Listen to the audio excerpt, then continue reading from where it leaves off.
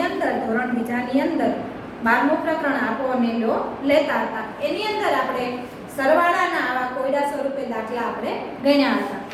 પાછળ પેજ ફેરવો એટલે હવે આવે છે તમારે બાદબાકી આવે છે 2 અંક વાળી. જેમ આપણે સરવાળાની અંદર વધી વગરના અને વધીવાળા દાખલા જોયા હતા એમ જ અહીંયા વધીવાળા દસકા વગરના અને દસકાવાળા બાદબાકી આપણે અહીંયા શીખવાના છે. અહીંયા તમને ઉદાહરણની અંદર જુઓ એક અહીંયા તમને આપેલું છે ને આપેલું એવી જ રીતના આપણે ગણવાનું છે કે સંખ્યાઓ ઊભી હારમાં ગોઠવો દશક અને એકમ. દાખલા તરીકે તમને અહીંયા જે આપેલું છે 47 - 35, તો આ તમારે શું થાય છે દશક અને એકમ. 7 એ એકમ બને છે અને 4 એ શું બને છે આપણે દશક બને છે. હવે આપણે શું કરવાનું છે એકમના અંકોની આપણે બાદબાકી કરવાની છે. 7 માંથી 5 જાય એટલે કેટલા વધશે 2 વધે. કેટલા વધે છે 2 વધે છે. જો તમને સીધી ગણતરી કરતા ન આવડે તો તમે અહીંયા બાજુમાં લીટા કરીને પણ 7 લીટા કરીને એમાં 5 આપણે બાદ કરવાના એટલે 2 વધે છે. 4 માંથી આપણે 3 કાઢીએ એટલે કેટલા વધશે 1 વધે છે. કેટલા વધે છે 1 વધે છે. હવે અહીંયા ધ્યાન રાખો એકમની સંખ્યા આપણને શું મળે છે 2 મળે છે અને દશકની આપણે બાદબાકી કરી તો એની કિંમત આપણને શું મળે છે 1 મળે છે. તમારે અહીંયા દર્શાવવાનું છે કે સંખ્યાની અંદર આપણે ઊભી હારમાં આપણે 4 માઈનસ આપણે કેટલા કર્યા છે 7 માઈનસ આપણે કેટલા કર્યા છે 5 કર્યા તો આપણને 2 કિંમત આપણને મળી છે. એકમના ખાનામાં આપણે 2 લખ્યા છે અને દશકના ખાનામાં આપણે 1 લખ્યા છે.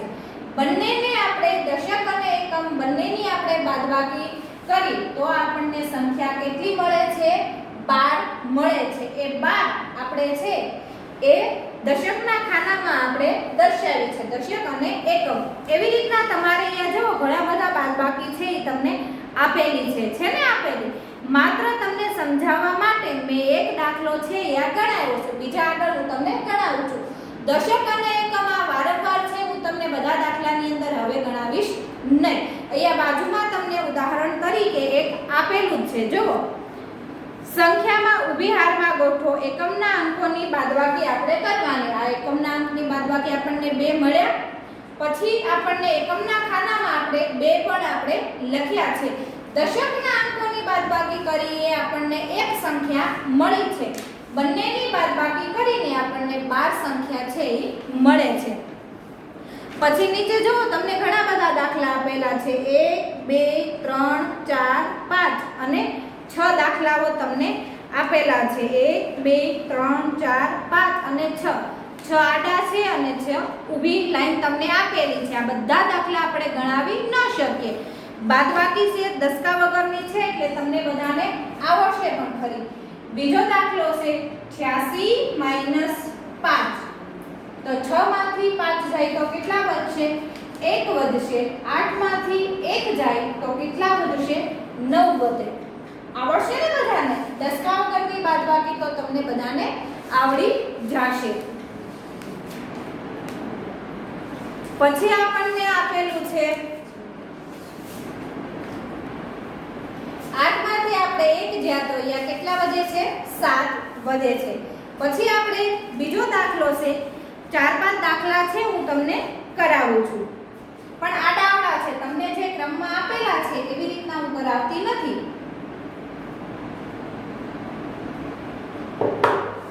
પછી આપેલા છે 98 - 82, પછી છે 44 -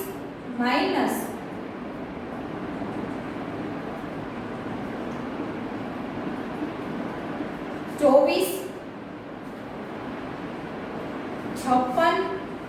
56 - 33. હવે આપણે બાદબાકી કરવાની છે. 8 માંથી 2 જાય તો કેટલા વધે 1 2 3 4 5 6 7 8. એમાંથી 2 આપણે કાઢી નાખ્યા. 1 2 3 4 5 અને 6 વધે છે. 9 માંથી 8 જાય તો કેટલા વધે 1. અહીંયા 4 માંથી 4 જાય તો શું રહે છે 0.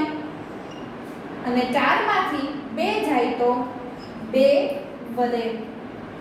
6 માંથી 3 જાય તો કેટલા વધશે 3 વધે છે. તમારે બાદબાકી જો આવી રીતના ન આવડે તમે આંગળાના વેઢા દ્વારા પણ ગણી શકો અને મેં અહીંયા જે લીટા કર્યા છે લીટા કરીને પણ તમે ગણી શકો છો.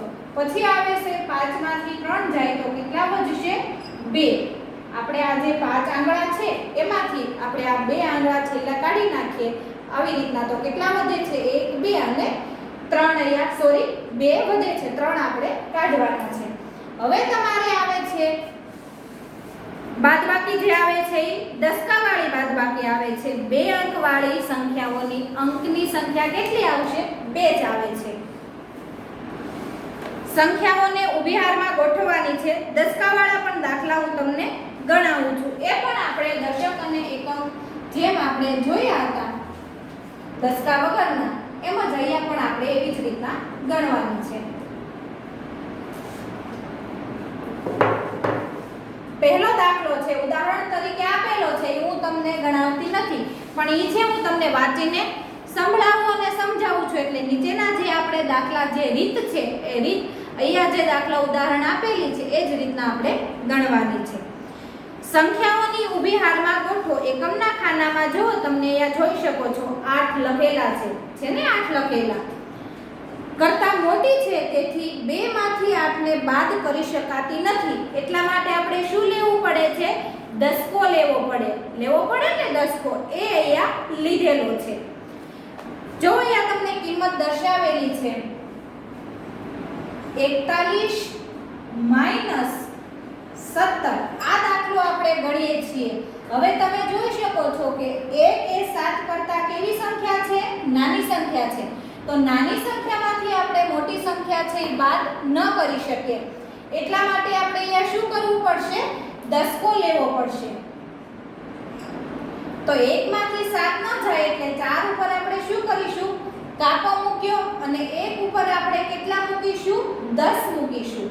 હવે આ 10 ની અંદર આપણે આ 1 નાખ્યા એટલે કેટલા થશે 11 થશે. કેટલા થશે 11 થશે. હવે 11 માંથી આપણે કેટલા કાઢવાના છે 7 કાઢવાના છે. કેટલા કાઢવાના પહેલા નાની સંખ્યા હતી એટલે આપણે 7 નીકળ્યા નહીં એટલે 4 ઉપર કાપો ઉમેર્યો અને ઉપર મૂક્યા 10. હવે 10 ની અંદર આપણે આ 1 પાછો ઉમેરવો પડે ને. આ 1 ઉપર જો કાપો નથી આપણે નથી ને કાપો તો 1 ઉપર 10 ની અંદર આપણે આ 1 ઉમેર્યા એટલે કેટલી થઈ આપણને સંખ્યા 11 થઈ.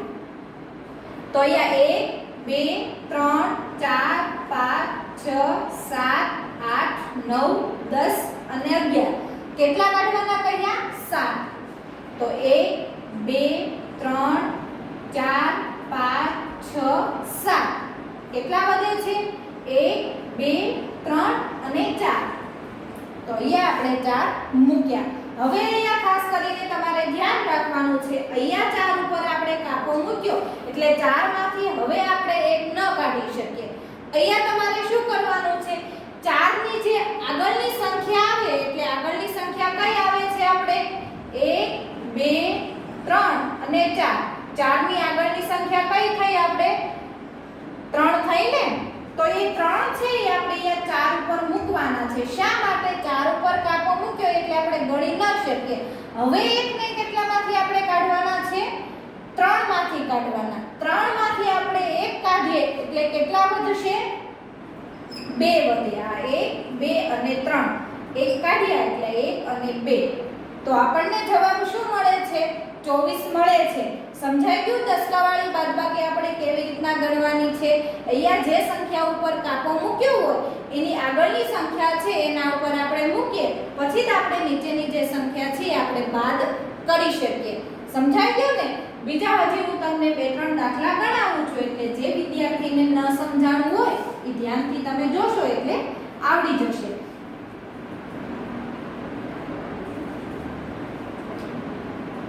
તેત્રીસ માઈનસ 19 આડાવડા છે હું તમને ગણાવું છું. પછી છે 71 -54 આ બે દાખલા છે એ આપણે ગણીએ. હવે અહીંયા પણ આપણે શું કરવાનું છે, દસકાવાળા ગણીએ છીએ એટલે બધા જ દાખલા આપણે દસકાવાળા જ તે આવશે. 3 માંથી 9 આપણે જાય નહીં, નો જાય ને, તો એના માટે આપણે શું કરીશું, 3 ઉપર કાપો મૂક્યો અને અહીંયા મૂક્યા ઉપર 10.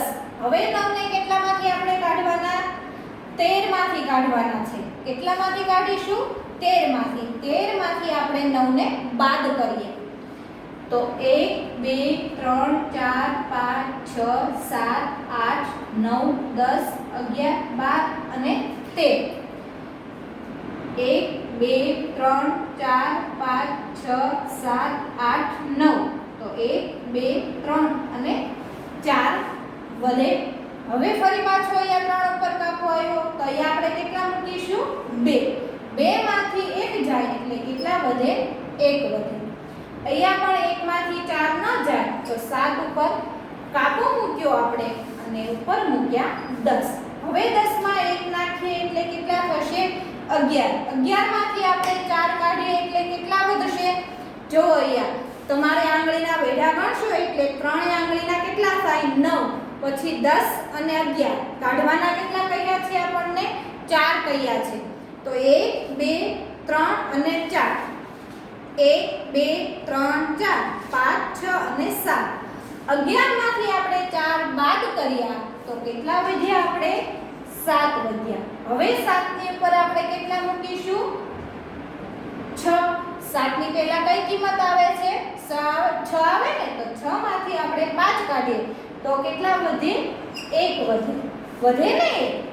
આવી રીતના તમને જે અહીંયા દાખલા આપેલા છે એ બધા જ દાખલા દસકાવાળા છે એ તમારે ગણવાના રહેશે, કેમ કે અહીંયા ઘણા બધા આપેલા છે. તમને સમજાય એટલા માટે મેં તમને 3 થી 4 દાખલા છે એ મેં ગણાવ્યા છે. સમજાઈ ગયું ને બધાને? હવે પાછળ પેજ ફેરવો, કોયડા આવે છે. અહીંયા પણ આપણે જેમ સરવાળાની અંદર કોયડા જોયા હતા ને, અહીંયા સરવાળા અને બાદબાકી બંને ભેગા પણ આવશે. જો પહેલા હું વાંચું છું કે એક પુસ્તકાલયમાં 63 પુસ્તકો અંગ્રેજી વિષયના અને 37 પુસ્તકો હિન્દી વિષયના છે. પુસ્તકાલયમાં અંગ્રેજી અને હિન્દી વિષયના કુલ કેટલા પુસ્તકો આપણને થશે? બંનેને શું કરવાનું છે? ભેગા કરવાના છે. અહીંયા 63 પુસ્તકો અંગ્રેજીના છે અને 37 પુસ્તકો હિન્દીના છે. બંનેને આપણે પુસ્તકાલયમાં ભેગા કરીશું તો કુલ કેટલા થશે? મેં તમને સરવાળાના જ્યારે કોયડા કરાવતી હતી ત્યારે પણ મેં તમને કહ્યું હતું કે ભેગા કરવાની વાત આવે, કુલ તમને આપેલું હોય તો એ હંમેશા શું કરવાનું આવશે? તમારે સરવાળો કરવાનો આવશે. પછી તમને બાજુમાં જુઓ, મિહિર પાસે 27 પેન્સિલ હતી અને મનીષાએ તેને બીજી 45 પેન્સિલ આપી. હવે મિહિર પાસે કુલ કેટલી પેન્સિલ થઈ? જો એને આપેલી છે, મિહિર પાસેથી કોઈએ લીધેલી નથી પેન્સિલ, પણ મિહિરને મનીષા પેન્સિલ આપે છે તો પણ એની પાસે વધારે જાય. દાખલા તરીકે તમારી પાસે 10 રૂપિયા છે, તમારી ઘરે કોઈ મહેમાન આવે અને તમને ફરી પાછા કોઈ 10 રૂપિયા આપે તો તમારી પાસે 20 રૂપિયા થશે ને. એમ મિહિર પાસે એવી રીતના થાય છે કે એની પાસે 27 પેન્સિલ હતી અને મનીષાએ તેને 45 પેન્સિલ એને આપે છે તો પણ આપણે અહીંયા શું કરવાનું છે? સરવાળો કરવાનો છે કે 27 પેન્સિલ હતી અને મનીષા તેને 45 પેન્સિલ આપે છે.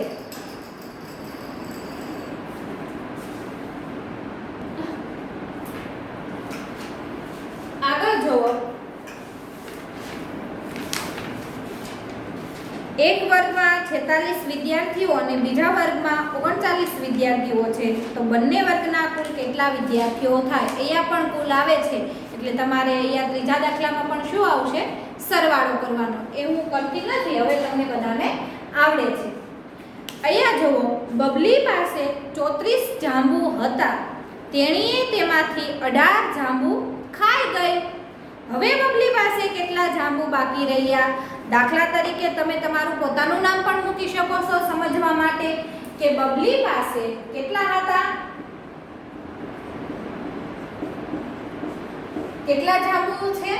34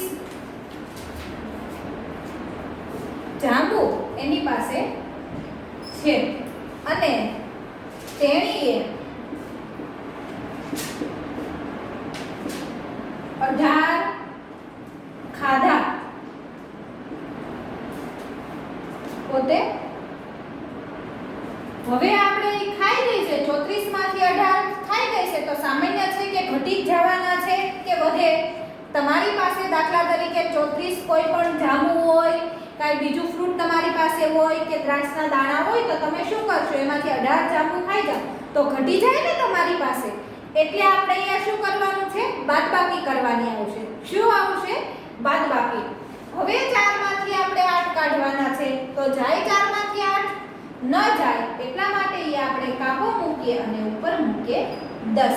હવે 14 માંથી 10 ની અંદર આ 4 નો ઉમેરો કરવાનો એટલે 14 થયા. 14 માંથી તમે 8 કાઢો તો કેટલા થશે?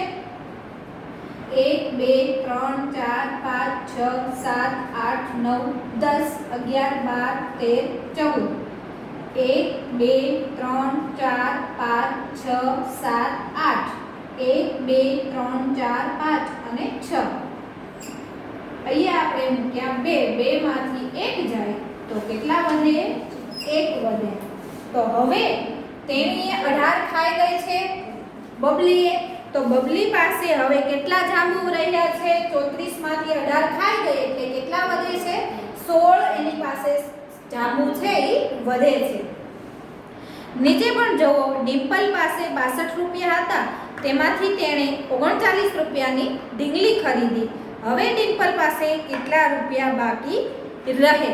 અહીંયા પણ આપણે બાદબાકી કરવાની આવશે. છઠ્ઠો દાખલો છે. અહીંયા જો કોયડો આપેલો છે. નિશા પાસે 34 બંગડીઓ છે અને નિધિ પાસે 16 બંગડીઓ છે. તો નિધિ કરતાં નિશા પાસે કેટલી બંગડીઓ વધારે થશે? અહીંયા પણ બાદબાકી આવશે. જો કોયડાની રીત છે એ તમને અલગ રીતે પૂછેલું છે. બીજી રીતે હું તમને ફરી વખત વાંચીને સંભળાવું. નિશા પાસે કેટલી બંગડીઓ છે? 34 બંગડીઓ છે.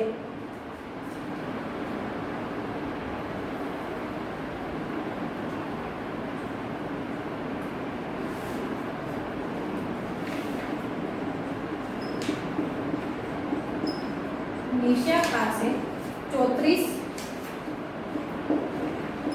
બંગડીઓ છે. તમારે હું જેમ અહીંયા ગણાવું છું એવી જ રીતના ગણવાનું છે. માત્ર 34 ને 18 એમ કિંમત માત્ર મૂકી દેવાની નથી. નિશા પાસે 34 બંગડીઓ છે.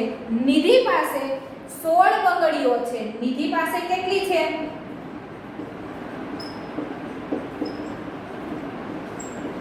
16 બંગડીઓ છે. પછી જુઓ નીચે શું આપેલું છે? નિધિ કરતા નિશા પાસે કેટલી બંગડી વધારે છે? તો આપણને શું કીધું? નિધિ પાસે નિશા કરતા કેટલી બંગડીઓ વધારે છે? નિશાનું પૂછ્યું ને, તો નિશા પાસે જેટલી બંગડીઓ છે ને એમાંથી આપણે નિધિની જે બંગડી 16 છે એને આપણે 34 માંથી 16 ને શું કરવાનું છે? બાદબાકી કરવાની છે. વધારે કઈ છે ને આપણને કે નિધિ પાસે એની કરતા નિશા કેટલી વધારે છે? નિશા પાસે તો 16 તો ઓછી છે ને નિશા કરતા. હવે આપણને એની બાદબાકી આપણે કરીએ. 3 ઉપર કાપો મૂકીને 14 માંથી આપણે 16 કાઢીશું એટલે કેટલા વધે છે? 8 વધશે. કેટલા વધશે? 8. અને 2 માંથી આપણે 1 કાઢીએ એટલે 1. હવે તમારે અહીંયા શું કરવાનું છે કે નિશા પાસે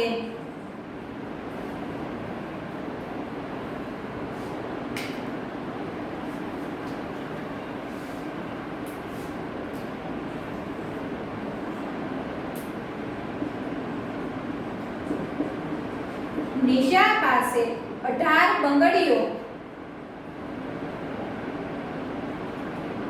વધારે છે. કેટલી વધારે છે? 18 વધારે છે. આપણને વધારે પૂછ્યું છે ને, જો ઓછું પૂછ્યું હોત તો આપણે સરવાળો કરવાનો હતો. સાતમો દાખલો છે, એક વાડીમાં આંબાના 77 ઝાડ હતા, તેમાંથી 36 ઝાડ છે એ પડી જાય છે. હવે આંબા વાડીની અંદર કેટલા આંબા છે એ રહે છે. અહીંયા પણ તમારે બાદબાકી કરવાની આવશે, કેમ કે 36 માંથી 18 પડી જાય છે, સોરી 77 માંથી 36 છે એ પડી જાય છે. નમિત પાસે 47 રૂપિયા છે અને નમન પાસે 87 રૂપિયા છે. નિમિત પાસે નમન કરતા કેટલા રૂપિયા ઓછા છે? અહીંયા પણ શું કરવાનું આવશે તમારે? બાદબાકી. જો અહીંયા ફરી વખત વાંચું. નિમિત પાસે કેટલા રૂપિયા છે?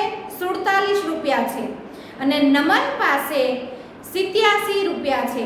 કેટલા છે? 87. તો નમિત પાસે નમન કરતા કેટલા રૂપિયા ઓછા છે? અહીંયા 87 માંથી 47 ને તમારે બાદ કરવાના. નમનનું કહ્યું છે ને, નિમિતનું આપણને નથી કહ્યું કે નમન કરતા નિમિત પાસે કેટલા ઓછા છે. તો અહીંયા પણ તમારે બાદબાકી કરવાનું આવે છે. નીચેના 4 દાખલા છે એ પણ એવી જ રીતના કોયડા સ્વરૂપે છે. તમારે પહેલા ધ્યાનપૂર્વક અહીંયા જે સૂચના રકમ તમને આપેલી છે એ ધ્યાનથી વાંચશો તો જ તે તમને સમજાશે કે આ સરવાળો કરવાનો છે અને ક્યાં બાદબાકી તમારે કરવાની આવશે. આ તમારે જાતે કરવાનું છે. આવડશે ને બધાને? હવે તો પાછળ પેજ ફેરવો. એક કેન્ટીનમાં વેચાતી વસ્તુઓ અને તેની કિંમતની વિગત તમને આપેલ છે. તેના આધારે નીચેના પ્રશ્નોના જવાબ છે એ તમારે લખવાના છે.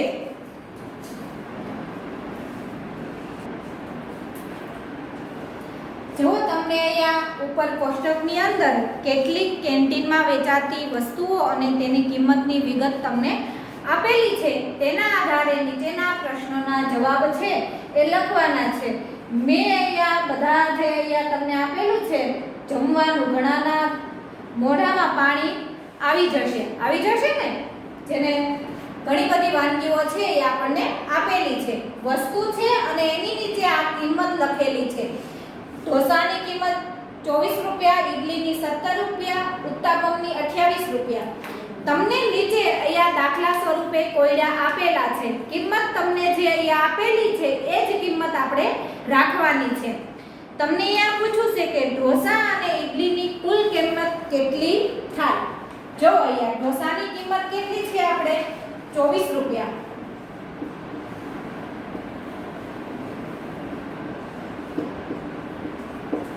અને ઇડલીની કિંમત આપણને પૂછી છે, તો ઇડલીની કેટલી છે? 17 રૂપિયા.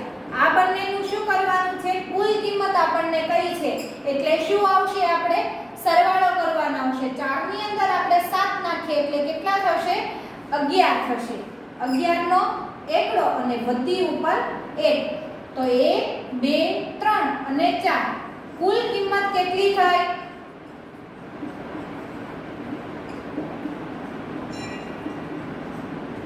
કેટલી થાય? બંનેની કિંમત 41 રૂપિયા થશે. કેટલી થશે? 41 કુલ કિંમત ઈ બંનેની થાય, ઢોસા અને ઇડલીની. પછી તમને અહીંયા પૂછ્યું છે કે ઉત્તાપમ અને દહીંવડાની કુલ કિંમત કેટલી થાય? કે ઉત્તાપમની કેટલી છે? 28 અને દહીંવડાની કિંમત કેટલી છે? 23 રૂપિયા. તો આ બંનેનો પણ શું કરવાનો છે? આપણે સરવાળો. જે કિંમત આવે એ આવી રીતના તમારે સાની અંદર પેન્સિલ વડે આવી રીતના તમારે લખવાનું રહેશે. માત્ર આ બંનેની કિંમત નથી લખવાની, આવી રીતના પણ તમારે શબ્દોમાં લખવાનું છે. એવી જ રીતના નીચે જુઓ, અહીંયા 4 દાખલા આપેલા છે. આ 4 દાખલાની કિંમત જે થતી હોય એ તમારે લખવાની રહેશે. આવડશે ને? આ બંને છે મેં તમને સમજાવ્યા છે. એવી જ રીતના નીચેના જે દાખલા છે એમ જ તમારે ગણવાના છે. અહીંયા જુઓ, 7મો દાખલો તમને શું કહ્યું છે? ઢોસાની કિંમત દહીંવડાની કિંમત કરતા કેટલી વધારે છે? તો અહીંયા શું કરવાનું આવશે? વધારે કઈ છે એટલે બાદબાકી કરવાની આવશે. શું આવશે? આપણે બાદબાકી. કે ઢોસાની કિંમત, તો આપણે શું કરવાનું? ઢોસાની કિંમત કેટલી છે? 24 રૂપિયા.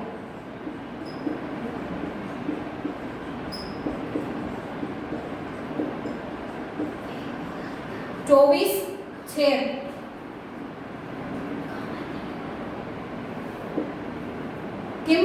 24 રૂપિયા છે તો આપણને શું કહ્યું છે ઢોસાની કિંમત દહીંવડાની કિંમત કરતા કેટલી વધારે છે તો 23 રૂપિયા છે।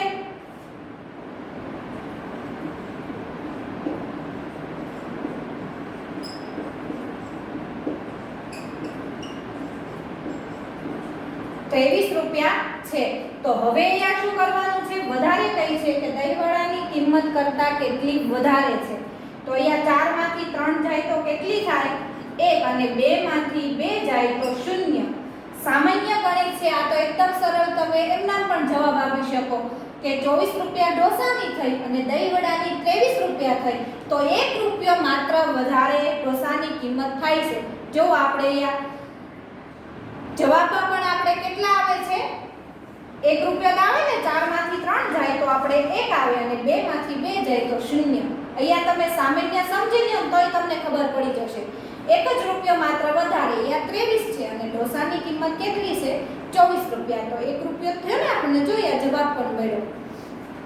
બાજુમાં જુઓ સૂપનો ભાવ ઉત્તાપમના ભાવ કરતા કેટલો ઓછો છે તો અહીંયા પણ આપણે શું કરવાનું સૂપનો ભાવ કેટલો છે 25 આપણને કહ્યો છે અને ઉત્તાપમનો ભાવ કેટલો કહ્યો છે 28 કહ્યો છે તો તમારે આ સૂપ કરતા તમારે 28 માં શું કરવાનું છે બાદબાકી કરવાની છે ઓછો કયો છે સૂપનો ભાવ ઉત્તાપમના ભાવ કરતા કેટલો ઓછો છે આ બંનેની પણ તમારે શું કરવાનું છે બાદબાકી કરવાની રહેશે।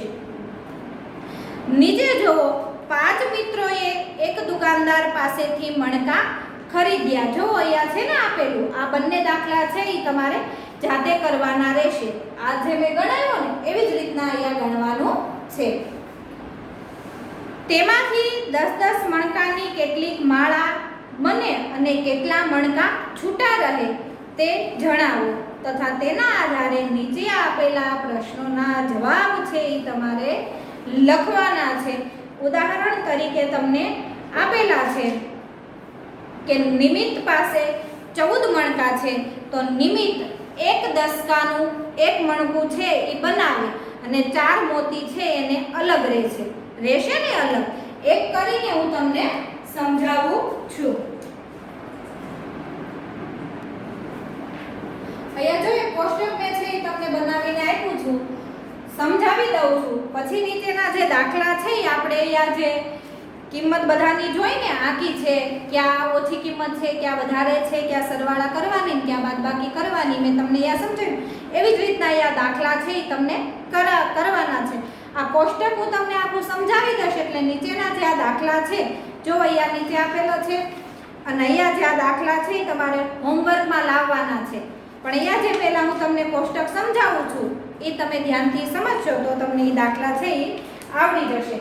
અહીંયા આપણને શું કહ્યું છે નામ છે મણકાની કિંમત દર્શાવેલી છે 10-10 ના મણકામાં બનતી માળા જે આપણે પુસ્તકની અંદર જોઈ ગયા છીએ અને બાકી રહેતા મણકા એટલે કે એકમમાં દર્શાવવાના છે। અહીંયા જે 10 માં આવે છે એ દશકમાં દર્શાવવાનું છે। દાખલા તરીકે નિમિત્ત પાસે 14 મણકા છે તો એક મણકાની તમારે કેટલી માળા બનશે એક બને ને આવી રીતના દાખલા તરીકે તમને આપેલું છે 1 2 3 4 5 6 7 8 9 અને 10 આ માત્ર સમજાવવા માટે અહીંયા મેં કરેલું છે આ તમારે કરવાનું નથી કોષ્ટકની અંદર આ એક મણકાનો 10 બને છે અને 4 મણકા અલગ બને છે